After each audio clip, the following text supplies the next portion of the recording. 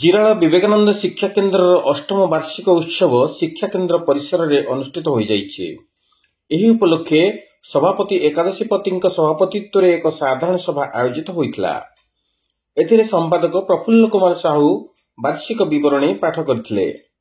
ପ୍ରଧାନ ଆଚାର୍ଯ୍ୟ ସନ୍ନ୍ୟାସ କୁମାର ବରାଳ ପ୍ରାରମ୍ଭିକ ସୂଚନା ପ୍ରଦାନ କରିବା ସହିତ ଶିକ୍ଷା କେନ୍ଦ୍ରର ବିଭିନ୍ନ କାର୍ଯ୍ୟକ୍ରମ ସମ୍ପର୍କରେ ଆଲୋଚନା କରିଥିଲେ।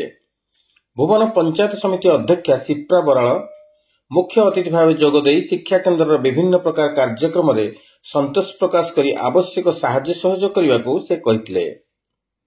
नाट्यकार दिनेश दास मुख्य वक्ता भाव जोगदे एभली एक शिक्षा केन्द्र ग्रामांचल शिशु मानकर विकास और बहुमुखी प्रतिभार केन्द्र बोली से कहिथिले। ओडिशा साहित्य एकाडेमी सदस्य डॉक्टर पुष्पलता रथ, भुवन ब्लॉक पूर्वतन ब्लॉक अध्यक्ष धर्मानंद बराल प्रमुख सम्मानित अतिथि भाव जोगदे शिक्षा केन्द्र विभिन्न कार्यक्रम को प्रशंसा करथिले।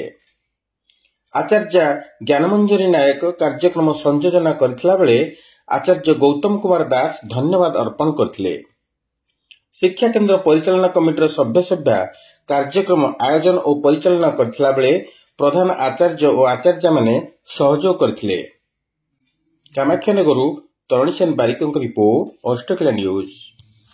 एवं आम संगरे नहीं आसीजु अनेक किछि ताको देखिबा पई केवल आपनका भितरे से जोश आ टिके धैर्य दरकार।